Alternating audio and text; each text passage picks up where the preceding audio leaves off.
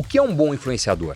Hoje estamos falando de 25 bi no mercado de dólar. É uma ilusão ser criador de conteúdo como profissão? Como um influenciador consegue ganhar dinheiro hoje? O que as marcas hoje elas priorizam ao selecionar com qual criador de conteúdo trabalhar? O Brasil chegou no patamar dos Estados Unidos e Inglaterra, né, mercados mais fortes aí para publicidade. É melhor ser um influenciador neutro ou ser um influenciador autêntico e que se posiciona sobre temas controversos? Tem mais dinheiro no digital do que na televisão.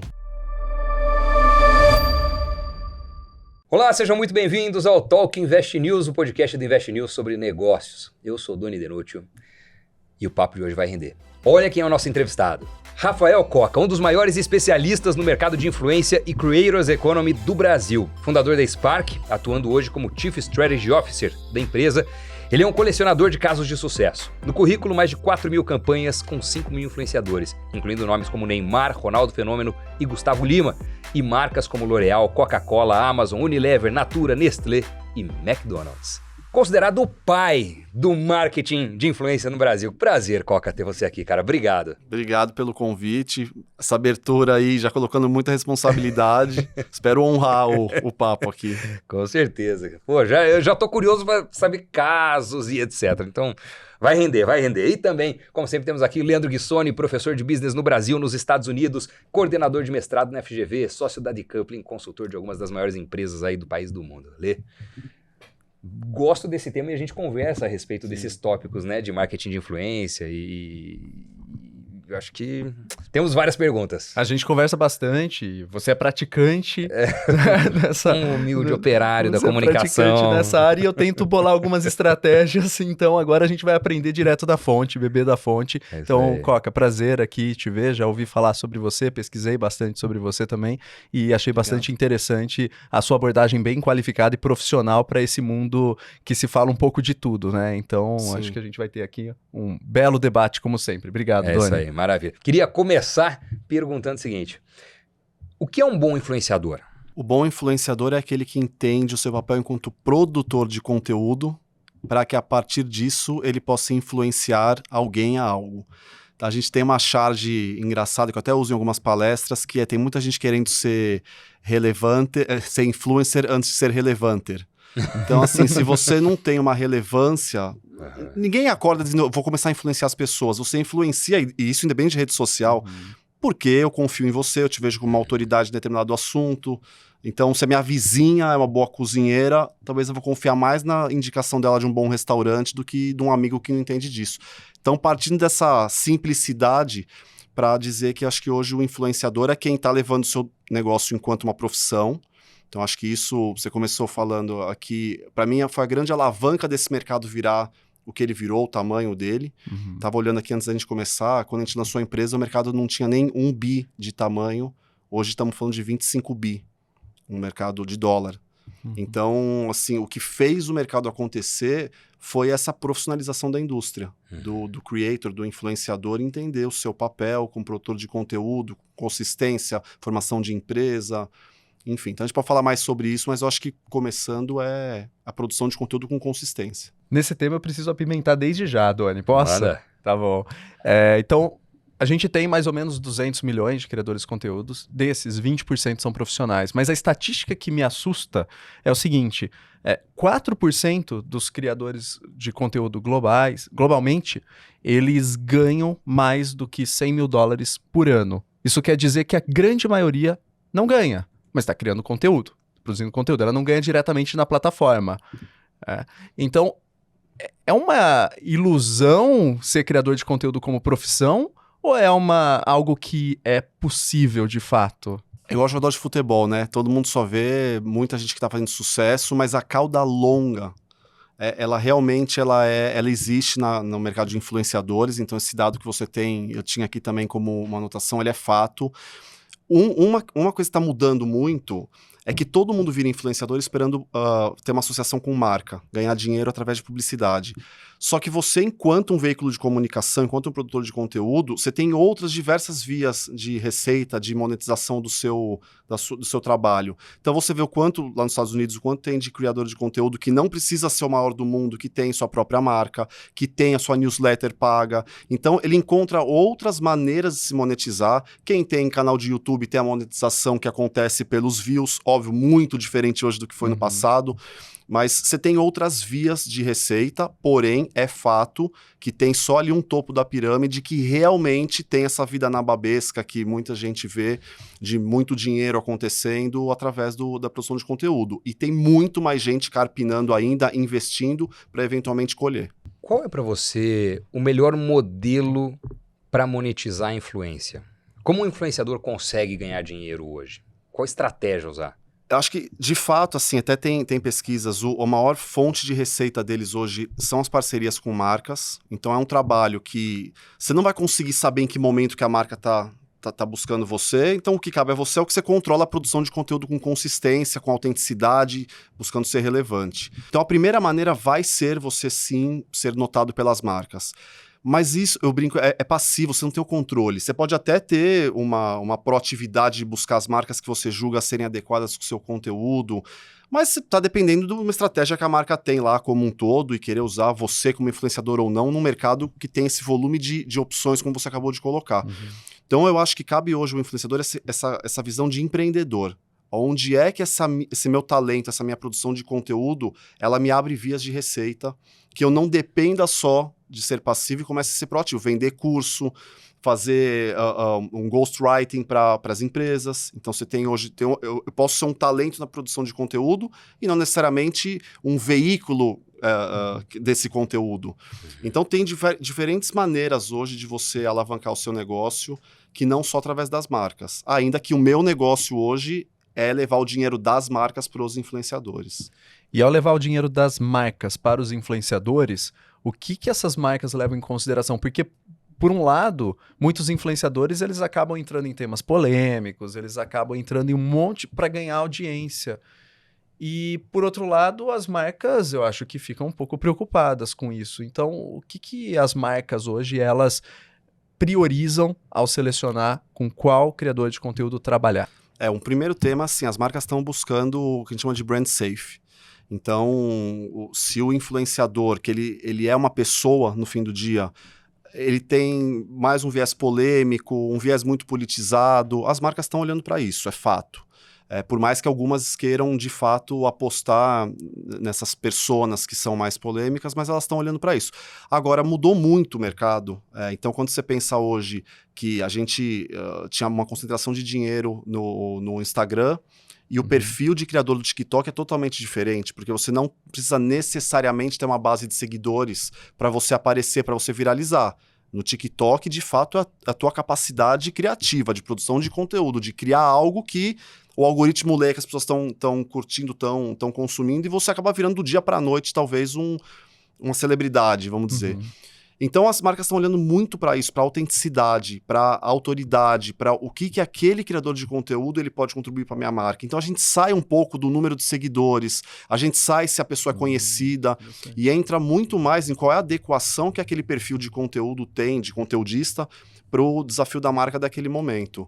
Mas aí vamos olhar a parte técnica, sim, vamos olhar o poder de engajamento, a base de seguidores.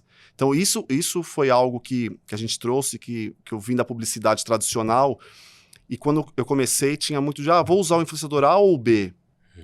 Não sei, você vai investir no canal A ou no canal B? Vamos ver qual que é a afinidade do público, quem que é a audiência, qual é o perfil.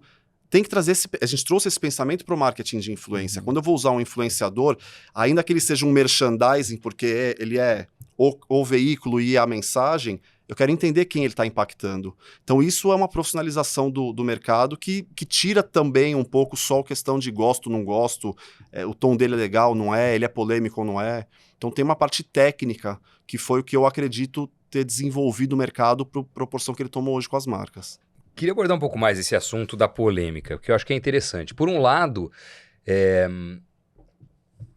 a gente pensa que, poxa, um influenciador bom é aquele que é autêntico. quanto mais autenticidade, mais verdade ele passa, e com isso mais eu me conecto com essa pessoa, e às vezes a gente tem valores similares, ou estilo, ou eu gosto da coloquialidade, da naturalidade, enfim. Por outro lado, ao ser autêntico, você acaba expondo a sua visão de mundo, suas convicções, seus valores, seus princípios, etc. E num mundo muito polarizado que a gente tem hoje, isso esbarra naturalmente em questões políticas, direta ou indiretamente. Sim. E nessa balança, o que é melhor quando a gente pensa na propensão a ser contratado por uma marca? É melhor ser um influenciador neutro ou ser um influenciador autêntico e que se posiciona sobre temas controversos? A pergunta difícil, porque a resposta não é exata. Tem muito influenciador que vai para o caminho de ser neutro, porque o perfil de conteúdo dele permite isso. Então, ele não é o tipo de influenciador que vive de um reality show, de mostrar a vida dele. Talvez ele está criando um conteúdo de uma especificidade que ele consegue ainda se reservar de ter o Edson e o Pelé, sabe? De ter quem que é a minha personalidade ali na criação de conteúdo e quem eu sou. Agora, tem uma questão que, assim, quanto maior a visibilidade, maior a responsabilidade. E aí eu acho que é onde a gente viu muita gente pecar. No momento em que você tem um poder aqui de comunicação, numa pandemia, ao invés de você mandar uma mensagem para ajudar as pessoas, como a gente tem visto muitos fazendo agora com a situação que a gente tem no sul do país, teve gente que usou errado o microfone que tinha na mão. E usar errado é de você não entender o poder que você passa a ter enquanto influenciador falando com as pessoas. Mas eu acho que o que a gente mais vê é que os influenciadores, sim, eles se posicionam, e muitos num sentido de falar, eu pago o preço que for. O que eu escutei de uma marca recente, que acho que é interessante, falando nessa questão política, eles falaram, eu quero quem se posiciona, eu não quero o piqueteiro. Eu não quero quem passa do ponto de não estar mais se posicionando e ele está sendo quase que ali o líder da bancada, porque aí, fatalmente, a minha marca está associada com aquilo. Agora, eu, enquanto marca, eu estou valorizando, sim, quem se posiciona, passa o seu ponto de vista, buscando autenticidade. E aí que eu falei que, no começo, que é difícil, é porque vai ter que encontrar o tom certo. Até que ponto o influenciador está se posicionando e pagando o preço que vai vir com aquilo. A gente tem grandes nomes que optaram em pagar o preço, porque eles também já estão com talvez uma situação de patrimônio bem resolvida, e outros que vão, até aqui dá para eu ir, daqui para frente eu vou pôr em risco o meu poder de monetizar a minha imagem. E isso acho que vale para todos, né? Para os artistas, para quem está na televisão, é o quanto que você vai expor da sua imagem em uma situação que pode ser arriscada se você vive de monetizar a sua imagem. Então, eu acho que não tem resposta direta e exata. Eu acho que tem aqueles que vão ficar na neutralidade, e tem marca que quer isso, e tem marca que não quer isso, que quer quem se posiciona, mas também vai ver o quanto que ele se posicionou. Um caso que me vem à memória agora, recente, de uma pessoa que se posiciona politicamente, que ainda assim foi contratado por uma marca grande, e que teve uma reação de quem tem uma posição política contrária a ele, foi o Felipe Neto com bis. Exato. Felipe Neto tem uma posição ali do espectro político-ideológico atualmente muito claro. Bis, uma marca muito grande. E quem não gosta do Felipe Neto, ou quem tem uma posição divergente da dele, caiu em cima da marca para que cancelasse o patrocínio, né? Sim. Tem também que a gente fala assim, às vezes você não se posicionar já é um posicionamento. Exato. Então, para esses influenciadores, o Felipe, por exemplo, que tomou uma proporção que ele é uma celebridade, ele é muito conhecido, você tem que se posicionar, porque o público vai cobrar. Eu lembro da Anitta, ela segurou até onde deu de se posicionar na época da eleição, e chegou uma hora que falou, eu vou ter que, meu público tá me cobrando, e ela se posicionou. Então, fatalmente, você vai ter que se posicionar. E hoje, não dá para dizer que uma marca como essa não se associa com uma figura tão posicionada quanto o Felipe, sem ter avaliado o ônus e o bônus. Mas será que eles não erraram, cara? Então, será que não avaliaram errado? Avaliaram, mas será que não erraram na avaliação? É isso que eu não sei se podem ter subestimado o poder de risco. Mas eu acho que ninguém mais hoje, trabalhando com empresa, eu sei que a Mondelez, né, dona da Bis, trabalha com bons parceiros, não tem como ter entrado numa dessa no escuro. Sem, no mínimo, alguém ter falado, será que... Porque é isso que eu falo hoje, tanto do lado das marcas, estão todas olhando para isso. Qual o risco de ser cancelado? O cara se posiciona ou não posiciona? Isso vai esbarrar em mim ou não vai? Então, mas tem esse risco.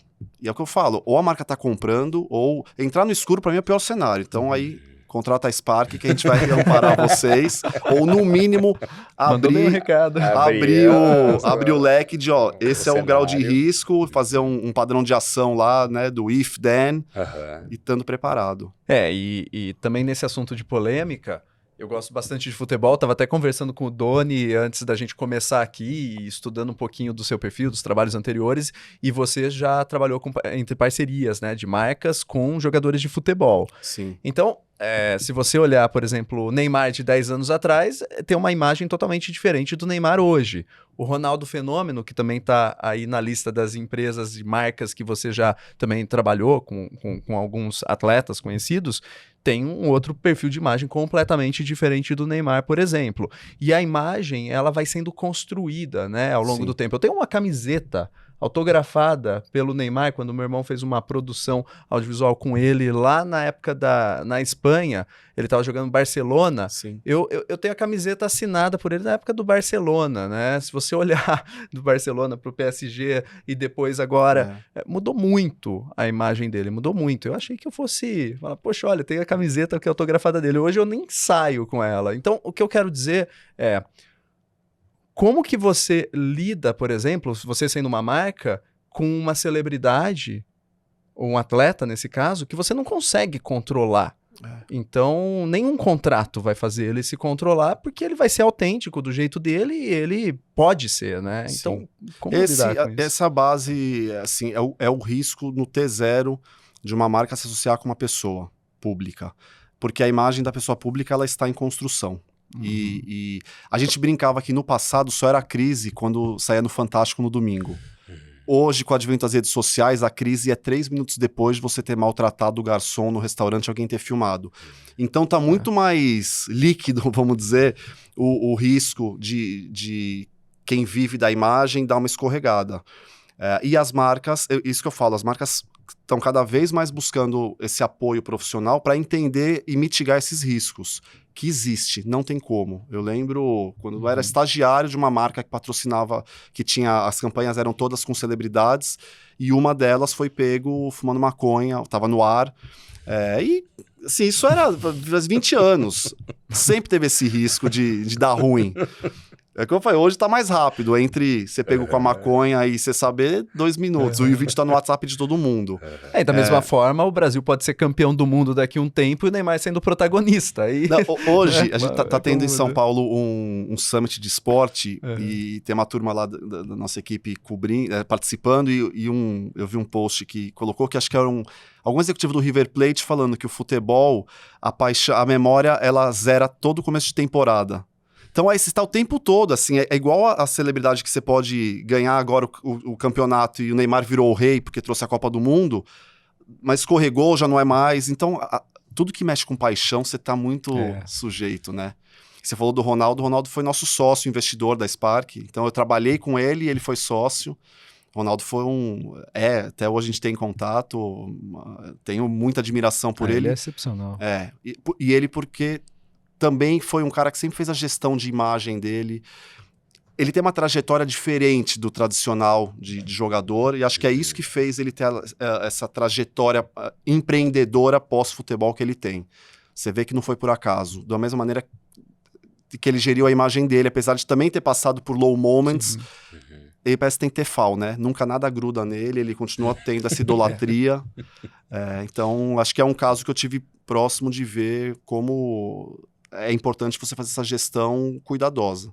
Qual é o erro mais comum que as marcas cometem ao trabalhar com influenciadores digitais? É não entender com quem ele vai trabalhar. Então, eu já tive marca que depois do influencer ter gravado o conteúdo, falou, mas ele tá muito sério, mas ele é sério. Sabe? Então, assim, era igual a marca que vai entrar quando fazia lá o merchan com o Faustão no Domingão mas ele deu caco no texto. Mas esse é o Faustão, esse é o valor que ele agrega para as marcas. Então eu acho que um grande erro é você não conhecer com quem você está se conectando e a palavra da moda no nosso mercado, que é cocriação, você não entender o que é de fato essa tocou no sentido de colaboração, de ou você dá muita liberdade pro creator, ou você não dá nenhuma. Porque se você der muita liberdade também, ele não é obrigado a saber códigos da sua marca, do's and don'ts. Então a gente já teve caso de, putz, mas a minha marca, o color code dela é vermelho, e ele tava de azul no... Mas ninguém contou pra ele, ele não vive esse dia a dia. Então eu acho que isso é um erro também, pecar pra mais ou pra menos, de não entender que é uma cocriação. Você tem que trazer os objetivos. E aí o nosso papel enquanto empresa é mediar isso. É tirar o melhor dos objetivos de negócio e o melhor desse produtor de conteúdo que entende da audiência dele, criou um tom de voz, construiu uma audiência por algum motivo. Né? Todo mundo começa na rede social, teoricamente, com 0 seguidores. Então, quando você está falando de alguém que tem uma audiência, algum motivo tem para ele ter conquistado essas pessoas. A gente não pode desprezar isso quando fizer uma associação com uma marca. E vamos falar um pouco sobre canais, né, que esses criadores de conteúdo utilizam para propagar a imagem. Eu tenho observado que está cada vez mais difícil, porque a gente até conversou um pouquinho aqui nos bastidores, né? Quem pegou isso muito no começo, não tinha que gastar muito dinheiro com marketing digital, com performance e assim por diante. Em compensação, tem muita gente com conteúdo bem legal, super interessante e que não tem barreiras de entrada gigantes. Essa questão do timing.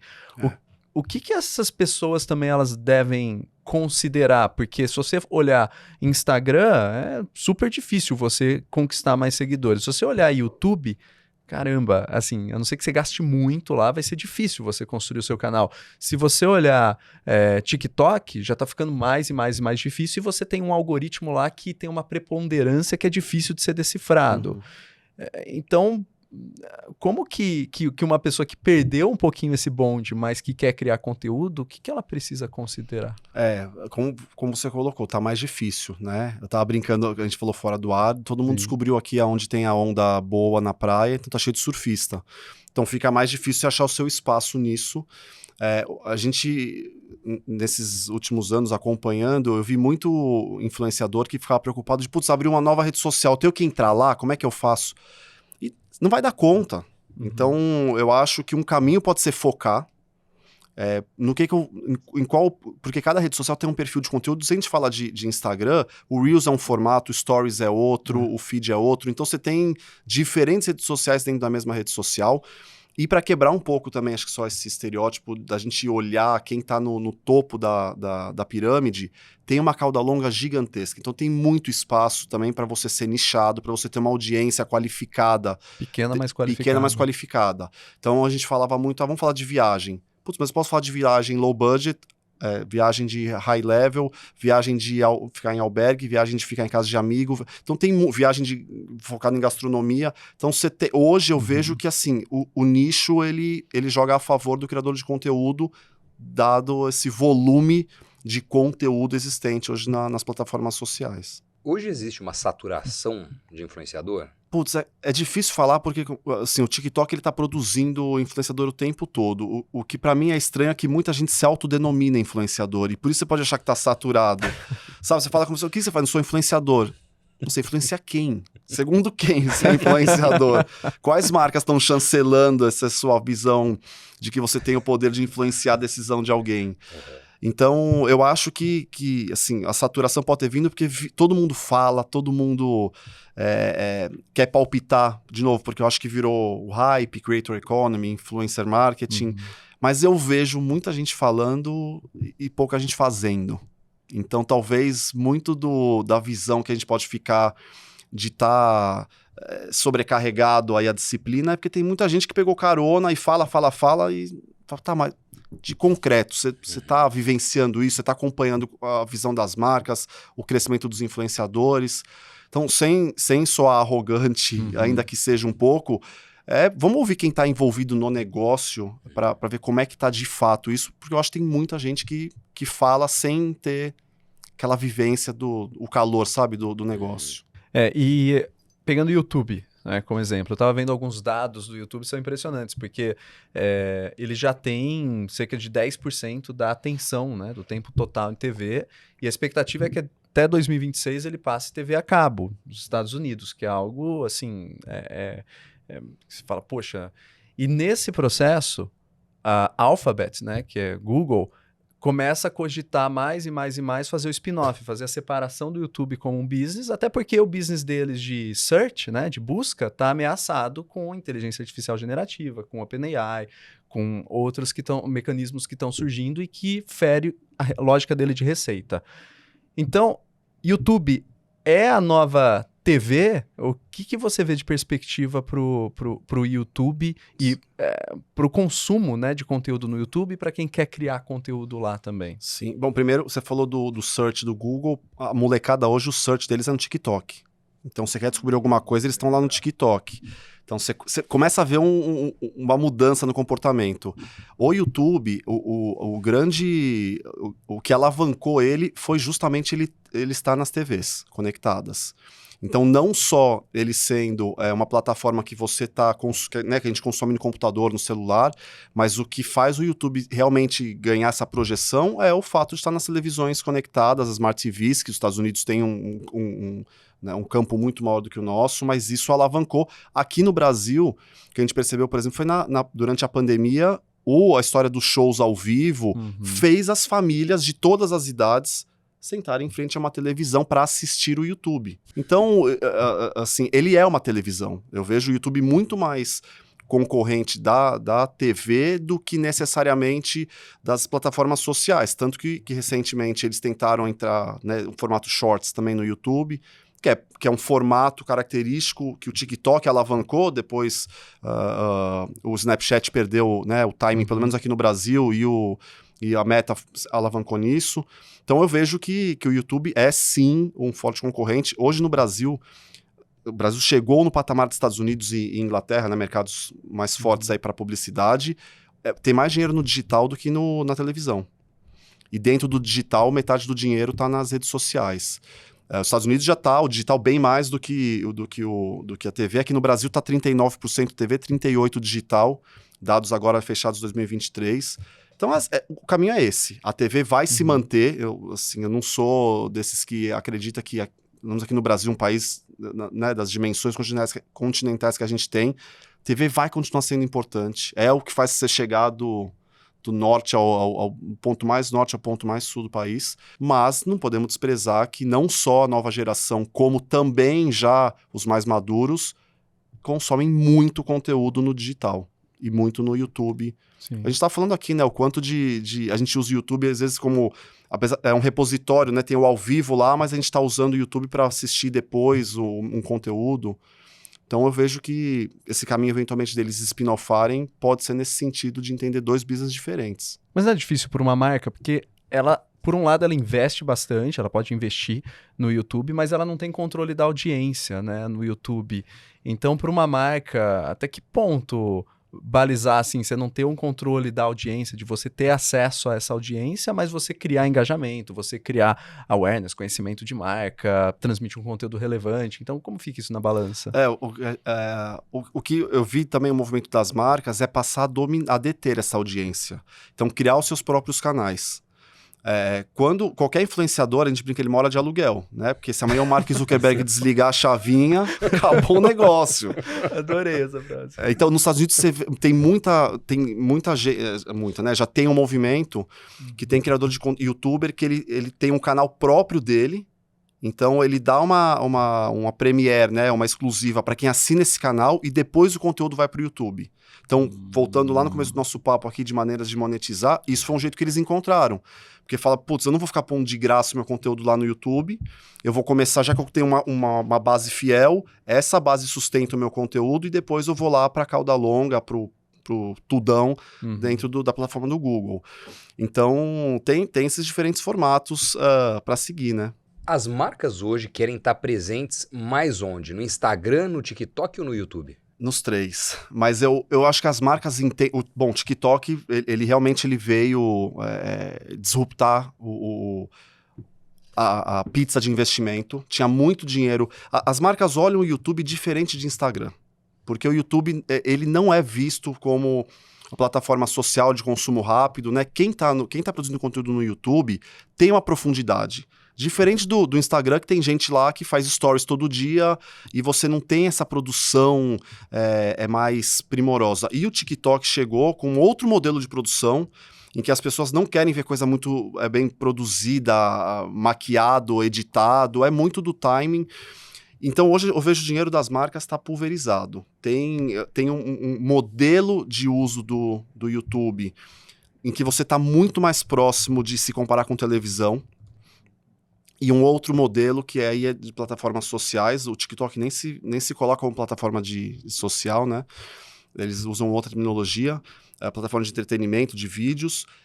Então eu vejo que o dinheiro está pulverizado. E aí quando a gente vai falar de rede social, é YouTube, é Instagram e TikTok. Meio a meio hoje em meio dia? a meio. Para não dizer que tem marca com mais dinheiro no TikTok do que no Meta, né? No Instagram. É mesmo. Foi um negócio, realmente foi muito rápido esse movimento. O TikTok investiu muito no Brasil. O escritório deles aqui foi anabolizado assim muito rápido, pegaram os melhores profissionais, varreram o mercado com muita gente boa e realmente fizeram a coisa acontecer. E à luz do que eles estão enfrentando nos Estados Unidos hoje, o Brasil é um mercado chave para qualquer plataforma social, porque o brasileiro está sempre no pódio de consumo de rede social, de consumo de digital. É um país, né, uma economia do tamanho da nossa, então toda plataforma social que quer ir bem no mundo tem que estar bem no Brasil. Então, acho que para o TikTok aqui se torna ainda mais um mercado importante de seguir nesse investimento de construção de mercado. E o Facebook ainda atrai dinheiro das marcas ou tá morrendo porque já é da terceira idade? Não posso mentir. A gente tem muito pouco trabalho lá. O Facebook virou uma rede social mais de comunidades, então, né, dos grupos fechados.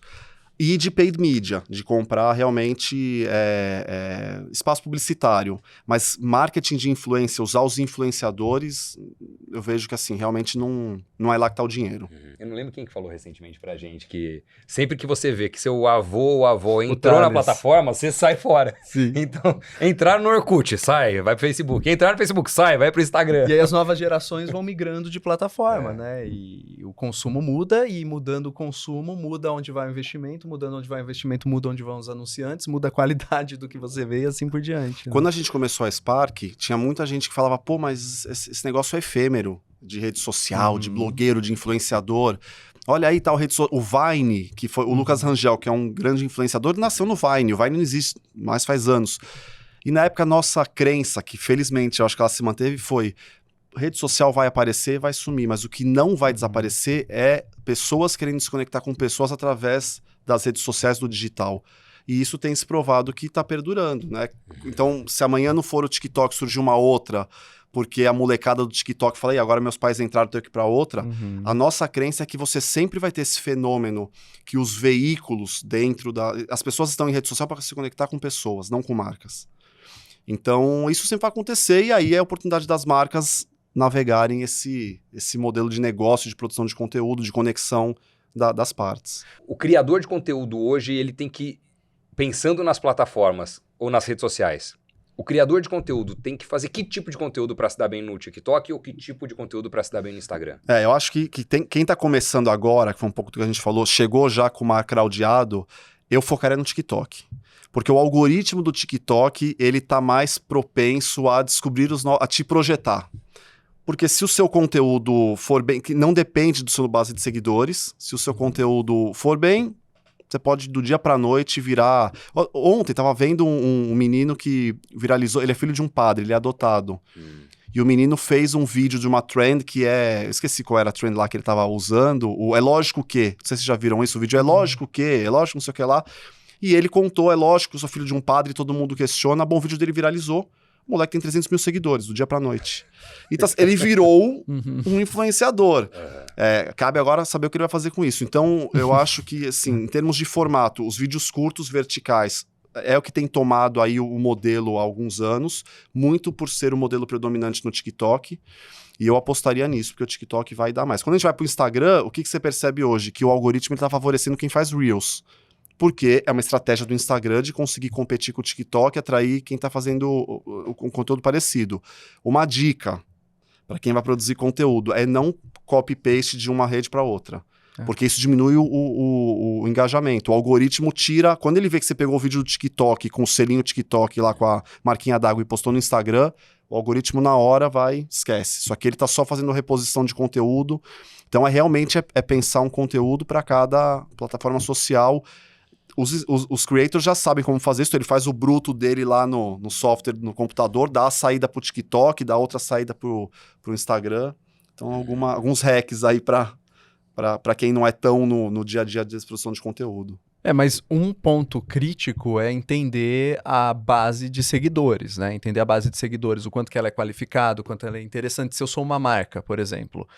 Se eu sou uma marca, eu tenho muito mais dificuldade de ler a audiência de um influenciador ou um criador de conteúdo do TikTok do que do Instagram ou do que, vamos migrar para outra rede, LinkedIn, né? Que daí já é um uso mais profissional. LinkedIn, consigo saber exatamente o nível de qualificação que aquela pessoa tem, porque a hora que você vê, de repente, lá no LinkedIn, você vê um post que tem, sei lá, 1000 likes. Aí você vê quem são as pessoas, você fala, não é uma rede tão qualificada. De repente, você tem uma outra pessoa que tem 10 likes, só que você vai ver, é tudo CEO conhecido, é tudo... Então, assim, lá você consegue ver. Instagram, de uma certa maneira, você consegue ver. O TikTok não dá para ver. Então, como que as marcas podem entender a audiência de cada plataforma ao selecionar um criador de conteúdo? Não dá para ver a olho nu. Aí que entra o que eu falei dessa parte mais técnica, mais de tecnologia, de visão de dados das empresas como a nossa. Então, você tem meios de você ter acesso aos dados, não é nenhum tipo de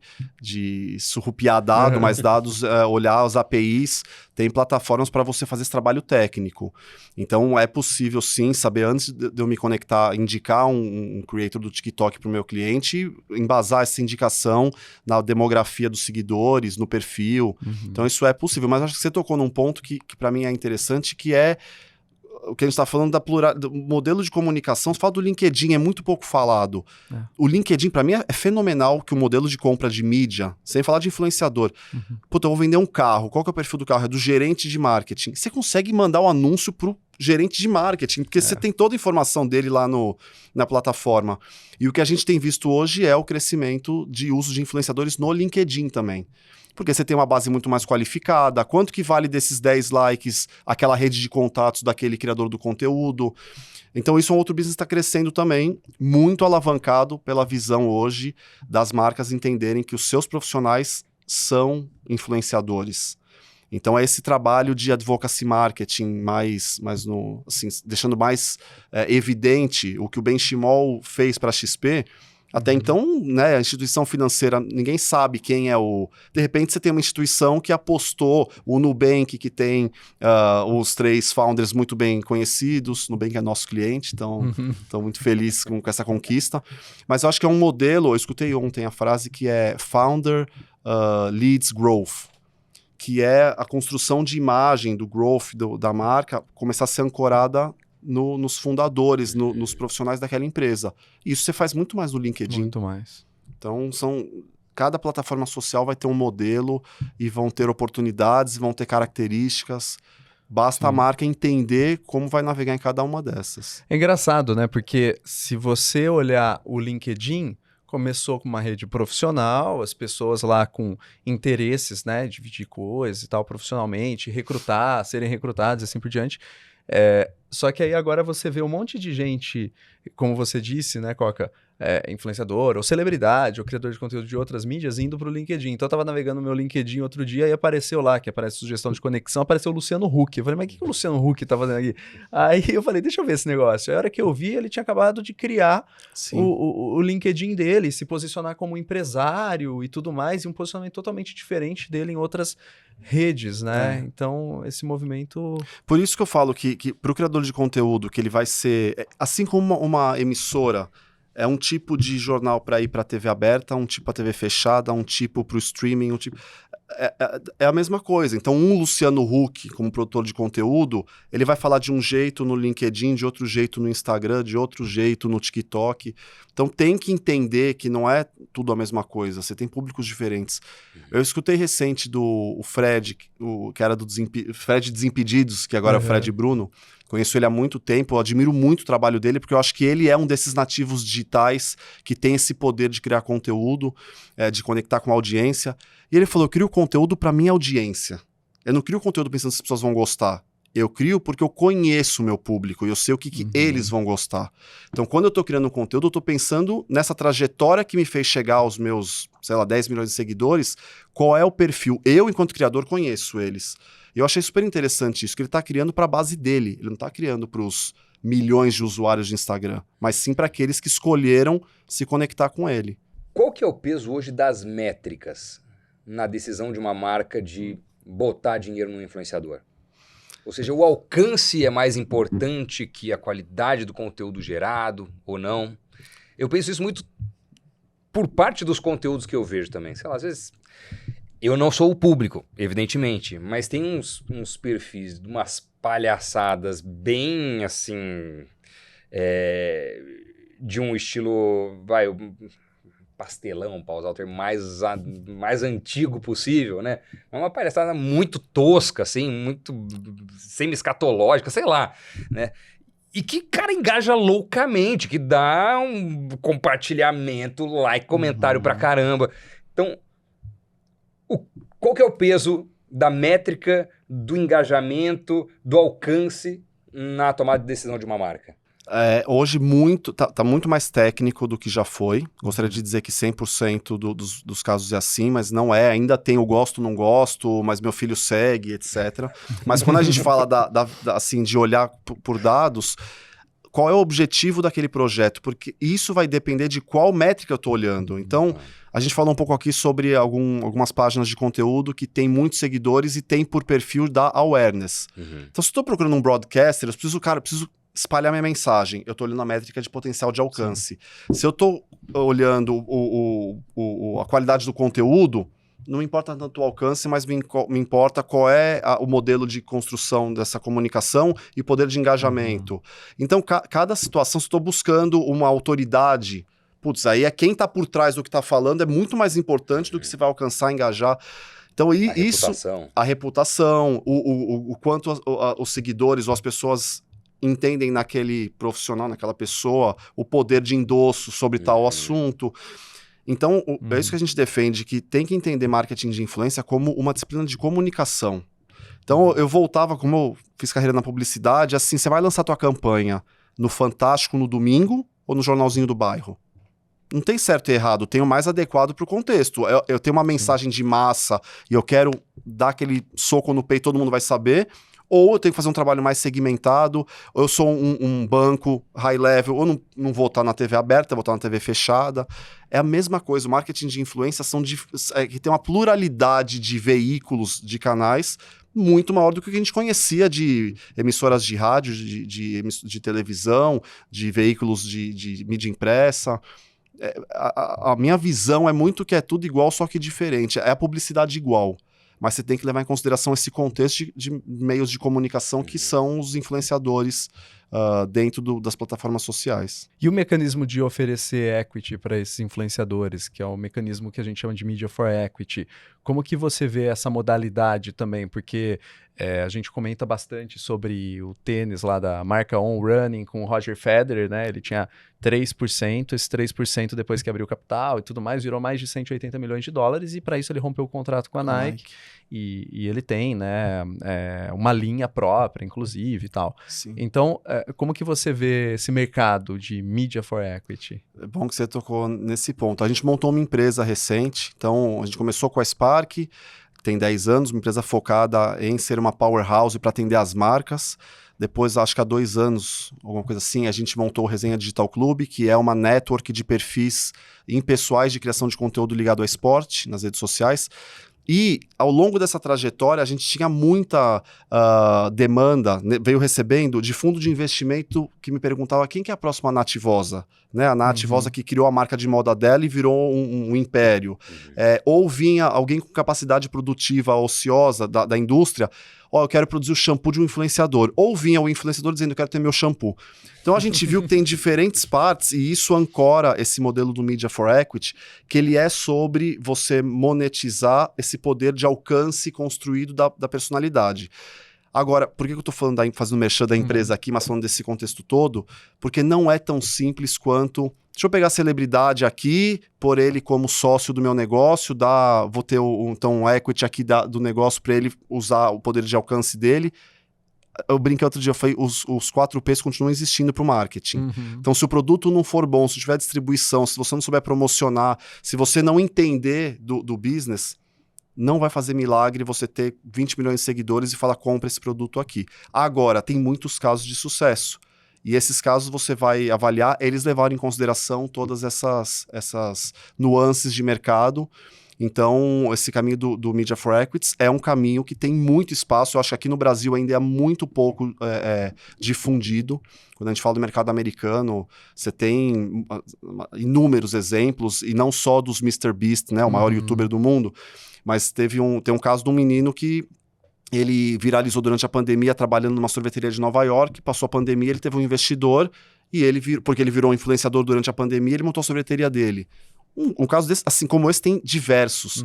Aqui no Brasil eu ainda vejo que a gente está ainda calcado muito nos grandes casos, de grandes nomes que tem esse modelo de associação com a indústria no formato de Media for Equities. Ainda tem espaço para os nomes menores.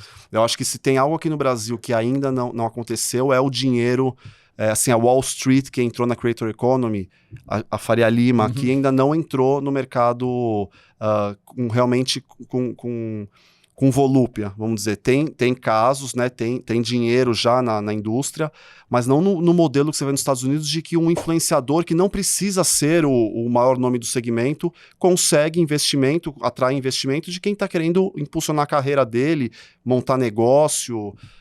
Eu acho que isso ainda tem muito espaço aqui no Brasil. Fomenta o empreendedorismo de uma maneira... Super. Eles são empreendedores, né? A gente tem um termo também, o creatorpreneur. O creator, ele é um empreendedor, o creator empreendedor, ele é um empreendedor nato, porque ele cria o canal dele, ele tem que gerir a empresa dele, e aí tem uns que estão tendo mais sucesso do que outros. Mas muitas vezes esse empreendedor precisa de capital. E aí o capital não tem que olhar só para um lado das indústrias tradicionais. Nos Estados Unidos, como eu falei, tem muito capital já olhando para esse modelo disruptivo de negócio. Qual foi a decisão mais arriscada que você tomou para ajudar um influenciador a se destacar?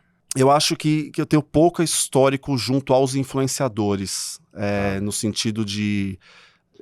É mais junto à marca, É né? mais junto à marca, Eu acho que a gente tem, sempre por opção, a gente antes de começar a Spark, tanto eu quanto o Pinho, que é meu sócio na Spark, a gente trabalhou na Nine junto com o Ronaldo, e eu fazia a gestão de imagem de alguns nomes que você colocou aí.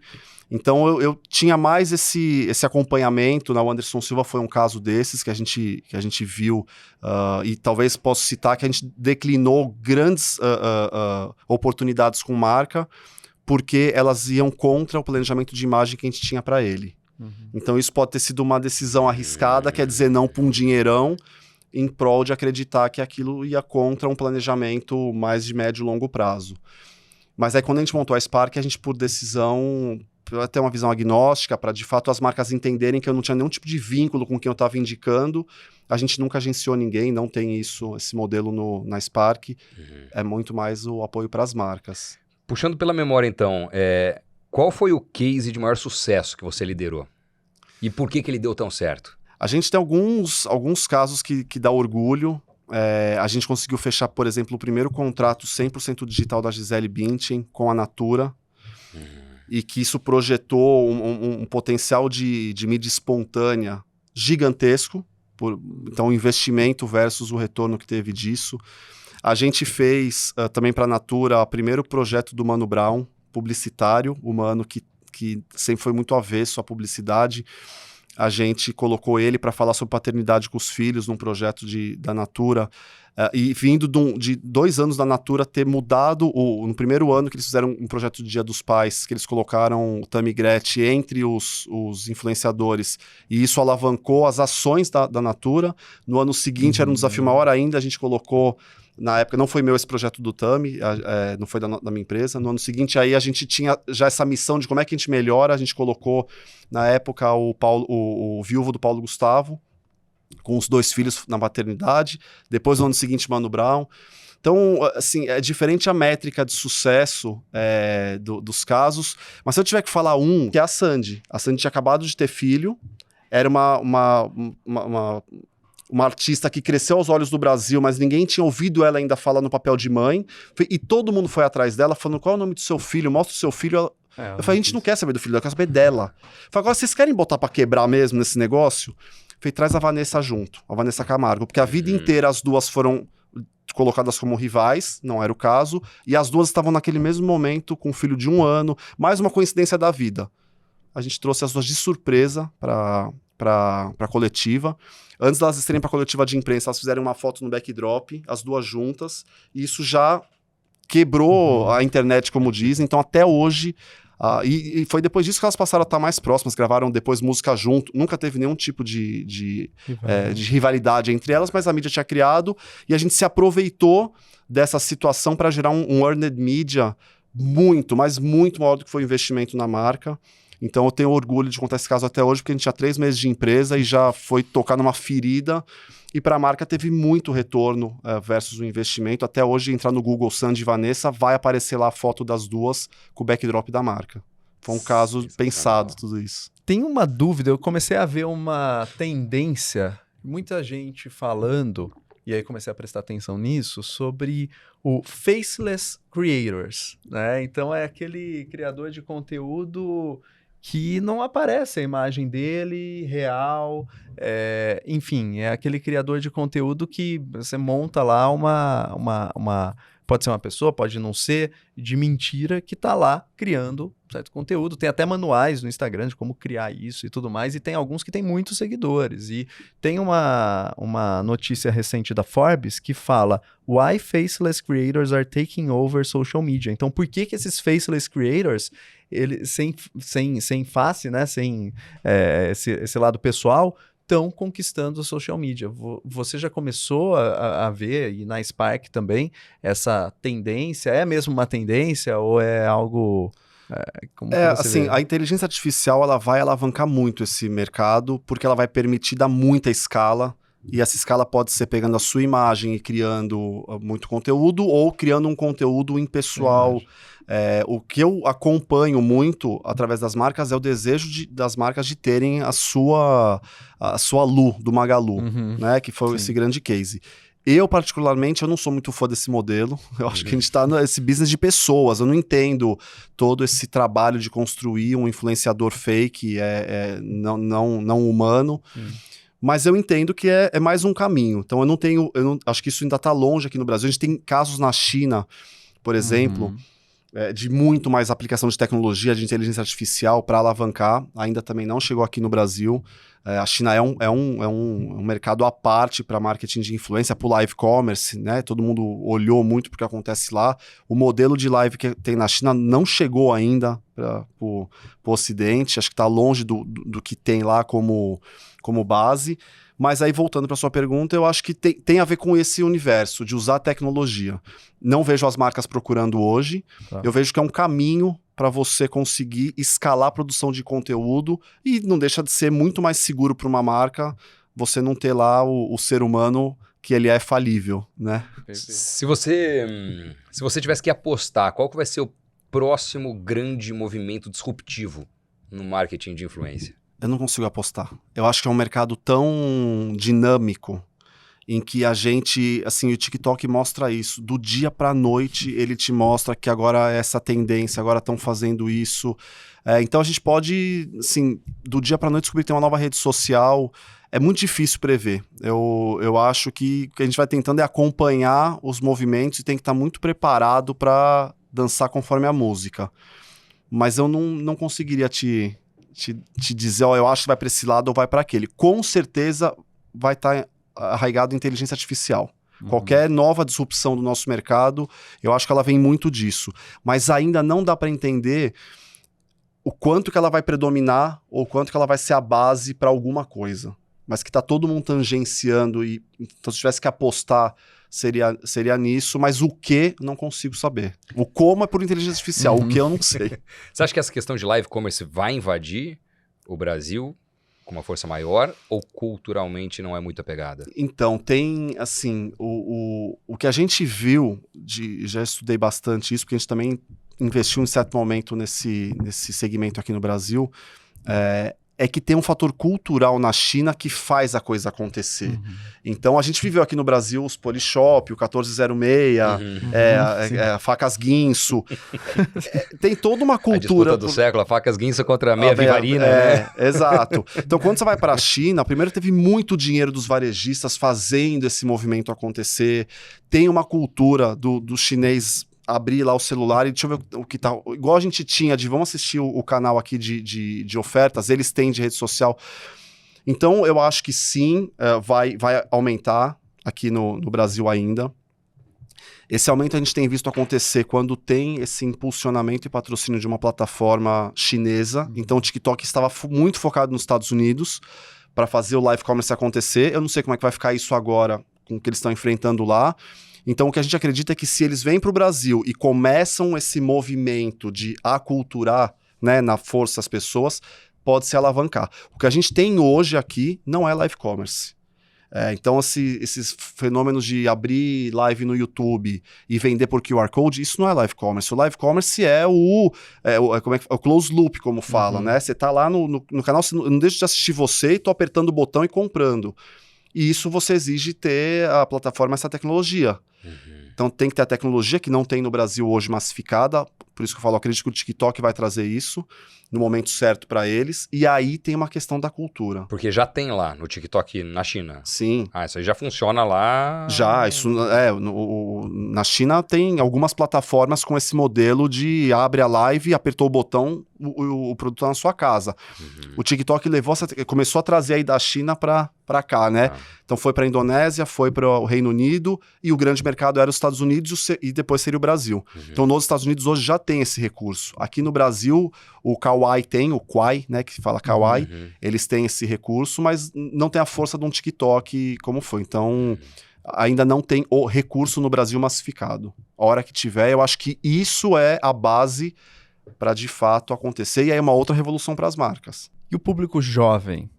Por exemplo, como a gente consegue educar o público jovem que começa a ter um desejo por criar conteúdo? É diferente da nossa geração, né? Nossa geração, criação de conteúdo é uma coisa nova.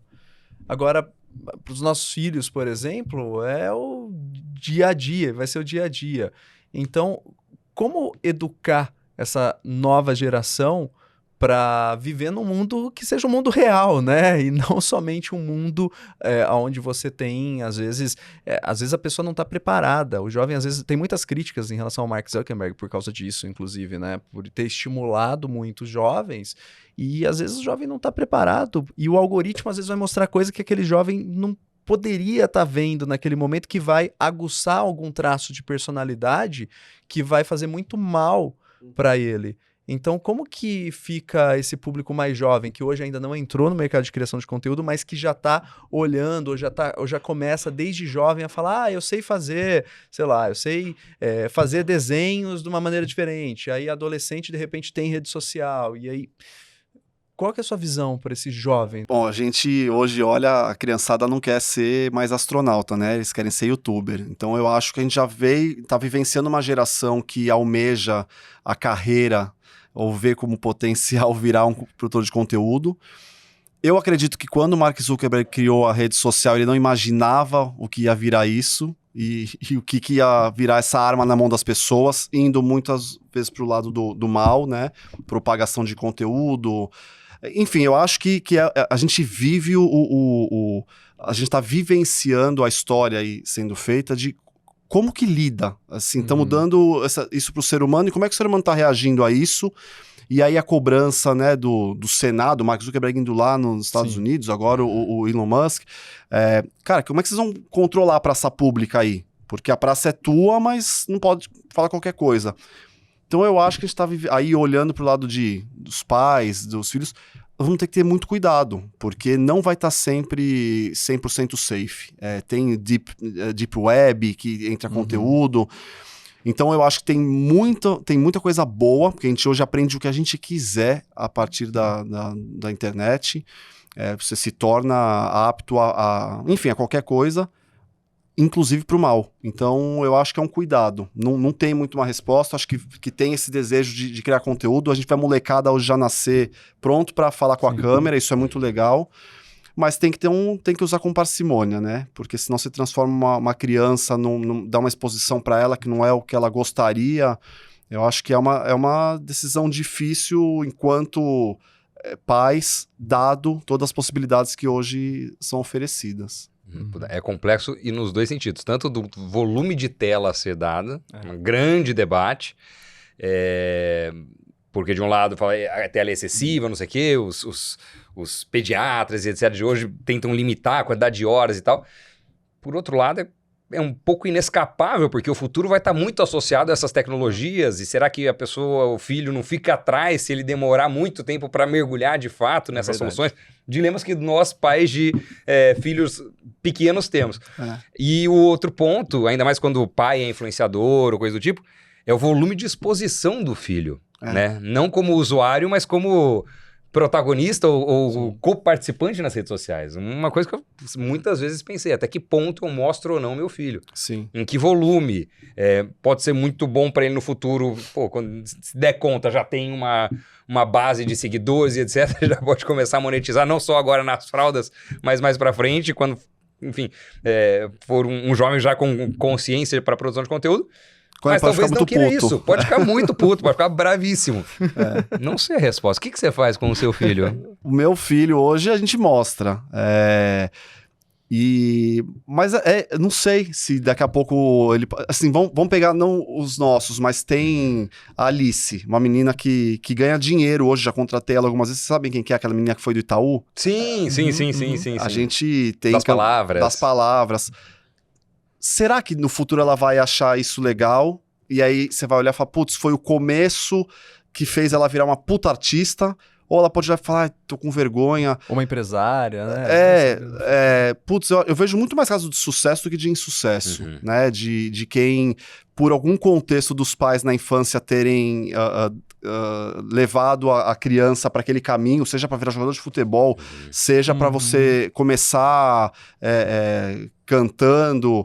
E de falar, putz, que bom que lá atrás me colocaram nesse caminho. Então é muito difícil. Eu volto mais pro lado que você colocou, da gente ter esse dilema enquanto pais de qual é o bom limite. Porque tirar a criança desse cenário, colocar ele no mundo irreal, que o mundo hoje é das telas, mas a gente também acho que tem a felicidade de nossa geração ainda ter nascido sem tanta tela. A gente, né, vivia sem WhatsApp, sem ter celular, todo mundo, né, o telefone era fixo, era um patrimônio, né? Fazia parte do inventário. Então eu acho que a gente ainda tem esse histórico do que tinha de bom nisso. A gente está vivendo essa fase de transição, de criação dos filhos, do quanto que tem que ter de tela. Eu lembro há alguns anos, uns 5, 10 atrás, um chefe que eu tinha que falou, putz, o meu filho outro dia foi na TV tentar ligar a TV assim. Sim. Quando a gente começou a ter o iPhone, né, que era para destravar o dedo, e a criancinha nasceu achando que ele ia destravar a TV também com o dedo. Ou seja, já nasceram com muito mais habilidades, conectar, né, Darwin, né, a evolução. Eu acho que a gente vai se adaptar. Nem tanto lá, nem tanto cá. Ao longo do papo a gente falou de várias redes sociais aqui, mas esquecemos ou não mencionamos uma importante, o X, o X, antigo Twitter, a rede do Elon Musk. Como é que as marcas enxergam o X? A gente não pode tirar o poder que o X tem de realmente ser um termômetro das conversas. As conversas acontecem lá, então o Trending Topic, ele ainda é uma medida do que está sendo falado. Eu acho que isso é uma situação. O caminho que tomou a rede social pelo posicionamento do Musk, etc., fez com que as marcas se retraíssem um pouco.